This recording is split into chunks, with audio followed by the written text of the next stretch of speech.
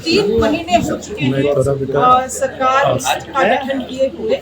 ये लोग कोई और भी समय निर्धारित कर सकते हैं, मगर आज ही दिखाता है कि इनका कितना गंभीरता इस राज्य को लेकर। सत्ता का जो लालसा है इनको और पदों का जो लालसा है वो इस राज्य के लोगों से इनके लिए बढ़ चढ़ के है वो सब चीज़ें। यही कारण है कि आज वो रहे नहीं। मैंने इस बात को हाउस में भी कहा कि हम लोग, हमारी सरकार आलोचनाओं से नहीं घबराती है। हम लोग आलोचनाओं को सुनना चाहते हैं, जानना चाहते हैं और उसको स्वीकारते हुए हम लोग बदलाव लाना चाहते हैं। और आज उन चीज़ों को दिखाने के लिए, सरकार को कमियां गिनाने के लिए कोई था नहीं। चर्चा में विपक्ष के तरफ से पूरी भागीदारी दिखाई गई। आप लोगों ने देखा होगा कि पहले ही पाली में विपक्ष वॉकआउट कर गया और ऐसा कुछ नहीं था उनके सवाल में विरोधाभास मगर सही में उनका जो नेता प्रतिपक्ष चुनना है पकड़ तो दोबारा हम पकड़ेंगे पकड़ना ले लें पकड़ना अथवा होता है ना इस राज्य के किसानों से ऊपर है और यही कारण है कि आज वो लोग वॉकआउट किए और इतना महत्वपूर्ण डिस्कशन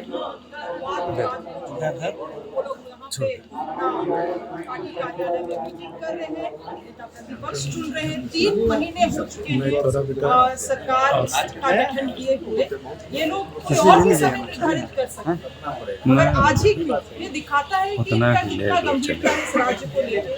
सत्ता का जो लालसा है इनको और पदों का जो लालसा है वो इस राज्य के लोगों से इनके लिए बढ़ चढ़ के है वो सब चीज़ें। यही कारण है कि आज वो रहे नहीं। मैंने इस बात को हाउस में भी कहा कि हम लोग, हमारी सरकार आलोचनाओं से नहीं घबराती है। हम लोग आलोचनाओं को सुनना चाहते हैं, जानना चाहते हैं और उसको स्वीकारते हुए हम लोग बदलाव लाना चाहते हैं। मगर आज उन चीज़ों को दिखाने के लिए, सरकार को कमियां गिनाने के लिए कोई था नहीं।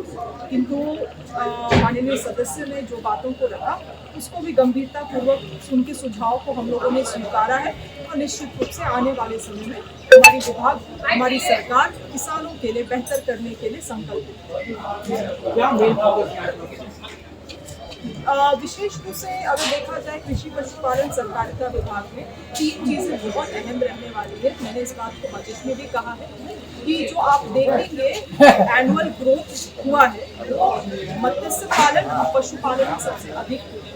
तो ये 2 क्षेत्र एक बहुत बहुमूल्य क्षेत्र है हमारे लिए और इसको हम लोग और वृहद स्तर पर विस्तारित करना चाहते हैं। पूरे राज्य में आज लोग केवल मत्स्य पालन करके नहीं मगर पर्ल कल्चर से बहुत लाखों रुपया कमा रहे हैं और ऐसी चीज़ों की भी और हम अपने राज्य के किसानों को ले जाना चाहते हैं। इसके अलावा जो दूसरी चीज़ है सिंचाई के लिए, जैसे कि आप जानते हैं कि हमारे विभाग के लिए 1 एकड़ से 5 एकड़ का दायरा होता है। उससे 5 एकड़ से जो कुछ ऊपर होता है तो वो जल संसाधन का जिम्मेवारी में आता है। मगर हमारे पास जो डीप बोरिंग थी और जो निर्धारित तालाब के डीप पर्कुलेशन टैंक थे उसके अलावा बिरसा पक्का चेक डैम का प्रावधान किया गया है। वैसे बरसाती नदियाँ जिनका बहाव को मोड़ते हुए हम लोग खेत तक ले जा सकते हैं, वहाँ पे लूज चेक डैम्स बनाने का काम किया जाएगा पानी पंचायत के माध्यम से। इसके लिए भी बजटीय प्रावधान है। और तीसरी चीज़ बहुत अहम है, सहकारिता में फोकस। हम लोग चाहेंगे कि सहकारिता स्वरोजगार का एक बहुत अहम ये बन सकता है, स्रोत बन सकता है। इसीलिए अधिक से अधिक लोग सहकारिता में जुड़े और FPO के माध्यम से किसान हमारे विभाग से विभिन्न लाभ लें, चाहे वो 5 MT का स्टोरेज का मामला हो, 30 MT स्टोरेज हो, FPO ग्रांट जो 15 लाख रुपया हमारे विभाग दे रही है वो हो, तमाम चीज़ें उनके लिए लाइंड अप है कोऑपरेटिव FPOs।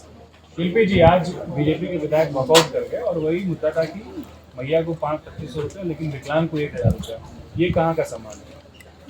देखिए, वो केवल मुद्दा को लाना चाहते थे केवल और केवल वहाँ पे दिखाने के लिए कि चीज़ों में विरोध है और वो वॉकआउट। अगर वो सवाल में भी वो वॉकआउट किए तो वापस वाद विवाद के लिए, क्योंकि आज कृषि विभाग का सबसे अहम बहस था, डिस्कशन था, अपने सुझाव को लाते वापस लौट सकते थे मगर अभी तक वापस नहीं लौटे हैं हाउस में। कृषि विभाग से, राज्य के किसानों से उनका क्या द्वेष है, मगर कभी नहीं लौटे।